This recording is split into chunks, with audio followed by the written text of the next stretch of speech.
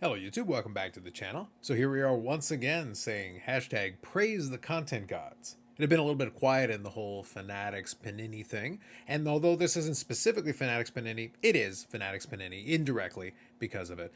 So here we've got in front of us a Darren Rovell tweet, or I guess whatever they call X now. Just in, 2 weeks ago, WWE terminated Panini for breach of contract with 2+ years left. The WWE says Panini, which is still selling products, is now in violation and will seek an injunction. Fanatics, which had a deal starting in 2026, is expected to get rights immediately. If that sounds familiar to one of the other lawsuits that are ongoing right now with Fanatics and Panini, you're not alone in terms of that understanding. It is kind of interesting how it parallels that. But again, in the same vein, it does state here, Dan Rovell talks about it, that it happened a couple of weeks ago. Now, Sports Collectors Daily, which the article is here, and I will include a link to both of those things in the description for you, goes into a little bit more detail in it because in response to this, Panini sues the WWE as it moves to terminate the trading card license. So I'll go into quick high-level things and then just give some general thoughts. Obviously, we'll get a chance to talk some more about this in the coming days and weeks as things, I'm sure, develop.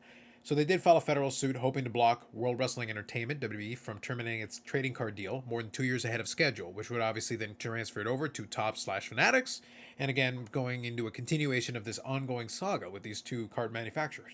Now, specifically, Panini said it received the letter from WWE indicating that it was ending its deal over a breach of contract and itemizing a couple of different things that it felt it was owed as a result of that.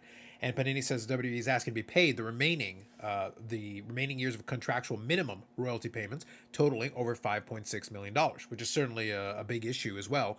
Because in addition to being asked to stop making cards, then they would be on the hook for those additional payments, which is part of the lawsuit that Panini is doing, trying to avoid having to make that payment because they're already taking body blows left, right, and center. In addition to the cost of litigation, if we're just sticking really high level, all these things are starting to take additional body blows into Panini as they keep getting hit from all sides. Now, quickly, I'll go into a couple of additional points here. It says, Panini claims it hasn't breached the 4-year agreement, which began in January 2022. Now, if you may or may not recall, effectively at the time that Panini started producing WWE cards, almost immediately it was announced that at the termination of its agreement, then Topps was going to take over. So it's a situation where they were already a lame duck licensee almost immediately as the first product was coming out. And without going too deep into it, which we certainly will get a chance to in the coming days and weeks, is that if you recall, a lot of the timeline as far as WWE products from Panini was a bit of a mixed bag, but initially it came out with a lot of fanfare. The initial Prism product for Panini came out really hot. As a matter of fact, the prices were too high to start off originally, and as the hype kind of died down, the prices kind of collapsed a little bit on it. But in the subsequent releases, they did stabilize. And it's one of those things where in kind of comparing it to Upper Deck and its use of the AEW license, I did kind of compare the two and point out that Panini, for the most part, was fairly favorable. That's what makes this lawsuit kind of what makes the desire to terminate kind of interesting, because Panini, for the most part, was seemingly able to release a lot of products. And after that initial hiccup with the first product having too much hype in it, the subsequent ones I think were a little bit more controlled. And as a result, the cards themselves, I think for the majority of wrestling card collectors, depending on what you were trying to do or collect, you had a lot of different options. The Chronicle products were, I think, were interesting. Select and Prism seemed to be all right the last couple of iterations. And then you had things like Immaculate and Impeccable. And if you like a little bit higher end stuff, those were some nice cards. So like I said, when I did the comparison between the two, Upper Deck is still struggling to get out a lot of AEW product. By comparison, Panini seemed to be churning out product on a semi-consistent basis. That's what makes one of these bullet points kind of interesting, that as part of the breach of contract, it says, Panini says that it was told that it hadn't given good faith efforts to utilize its rights to produce physical trading card games and digital trading cards. So that's something very specific. I guess that's separate from the actual regular trading cards as far as that's concerned, talking about trading card games. So it's one of those things where we enter into the legal realm where we talk about, what was expected versus what was actually delivered, and did you breach the contract and all those elements of it. And I'm not a lawyer, I don't play one on TV, and I didn't stay at a Holiday Inn Express last night, so we'll leave that to the Paul Leskos of the world, who are definitely already starting to opine on that. But we'll definitely have more to say as far as that's concerned. Now, moving ahead in the article, stated correctly here, WWE's move to drop Panini and take its card deal to Fanatics mirrors the efforts of the NFL Players Association, which sent a letter to sports agents earlier this summer indicating it was ending its deal with Panini early and moving to Fanatics. So again, the playbook is being played out, although we'll see if WWE is able to be more successful because they're being a lot more clear-cut about the breach of contract and certain specific things. But it's an argument about what was expected in the contract versus what was delivered. Panini is also sued to stop that effort and continue its release of NFL trading cards. So in the same vein, Panini and Fanatics have also traded lawsuits over what Panini sees as an effort to hinder its current business and takeover. So right now there's a whole string of lawsuits going on as far as this is concerned. So this is just the next step, the next shoe to drop in this continuing process. So the bottom line is the last two ones here. It says Panini says it's paid its royalties to WWE on sold products that are well in excess of the contractually guaranteed minimum payments, dramatically expanding the market for WWE trading cards on stickers. That's kind of where you go in the back and forth into the PR game as well. And Panini's asking the court to declare that it hasn't breached the agreement and can continue producing cards without paying the WWE money it's asking for. Now, one of the key points that I think was a good follow-up, if I go back to the tweet in question, this first question here from Card Aficionado, one of the responses here, is does this hit the UFC products too? Which is a very valid question. As far as I can tell, it doesn't. We're speaking specifically with WWE, but it is a valid question given that the WWE and UFC merger for Endeavor has completed, and now we're in a new world where that is kind of a combined entity. And Panini had the licenses for both WWE and for UFC trading cards. So the question is, does UFC, under that same umbrella now, since they are basically under one umbrella together, do they follow suit? Because Panini can then take another body blow and then maybe have to sue UFC separately. So it becomes a kind of an interesting question because WWE and UFC are now kind of the same. They both had licenses with Panini at the same time. So is it a situation where they both kind of hammer them from opposite sides with the exact same kind of situation?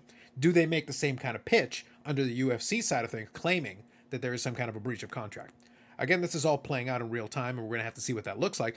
But it is very, very interesting. And one kind of point I'll make, and maybe I'll expand upon this when we talk about some of this on Friday as part of the live stream, Friday, 8 p.m. Eastern Standard Time.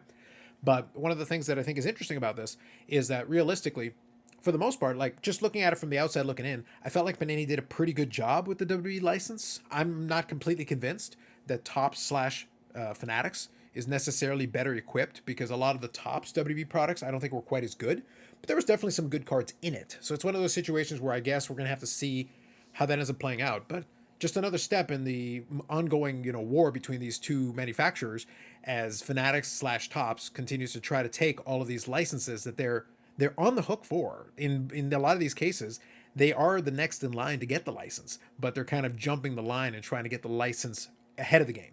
And it's a question to see each one of these, you have to kind of take them in their own individual merits. Talking about whether this contract was breached or not goes back to what I said a little earlier.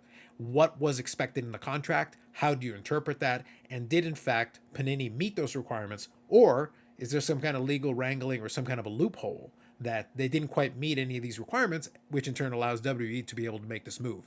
And in the same vein, following up with that other piece that I talked about, can UFC do the same thing? Did they have a similar kind of agreement and a similar kind of violation potentially? And is that the next shoe to drop? So very interesting days if you're into the litigation and business side of the hobby. Regardless, we'll have to see how a lot of this plays out, but it is a continuation. It's just an ongoing path of what's happening with these companies and the next in a line of different moves that the companies have made throughout the summer to try to jockey back and forth to solidify where this new hobby world is going to look like. So we'll see if that forces Panini to do anything and basically what kind of judgment they get. Because having to pay out over $5 million for effectively a license that you're no longer going to be able to monetize, that's another body blow to Panini. They do have resources, but it's one of those things. How long can you keep working all these lawsuits at the same time and then taking body blow after body blow before you either can't continue any further or simply don't want to and finally throw in the towel?